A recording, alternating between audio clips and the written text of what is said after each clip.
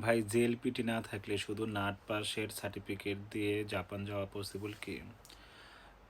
Japan আসা possible কি না এটা সম্পূর্ণটাই হচ্ছে ইমিগ্রেশনের বিষয়। আর হচ্ছে আপনার কোন ভিসাতে আপনি জাপানে আসবেন তার উপরে নির্ভর করতেছে আপনার সার্টিফিকেটটা। যদি আপনি স্টুডেন্ট ভিসায় আসেন তাহলে অবশ্যই আপনার জেএলপিটি থাকলে করে সবচেয়ে ভালো। আর হচ্ছে আমি জব আমার কথা বলতেছি, আমি যেরকম জব ভিসাতে অ্যাপ্লাই করছিলাম বাট আমার কোনো জেএলপিটি বা কোনো কিছু ছিল না।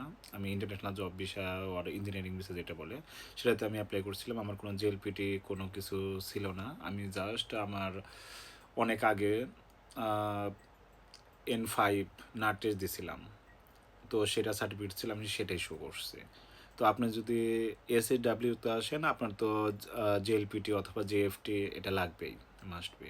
তো তার উপর নির্ভর করতেছে আপনি কোন ভিসাতে আসবেন, তার উপর নির্ভর করতেছে আপনার জেএলপিটি হলে হবে নাকি নাট টেস্ট হলেও চলবে।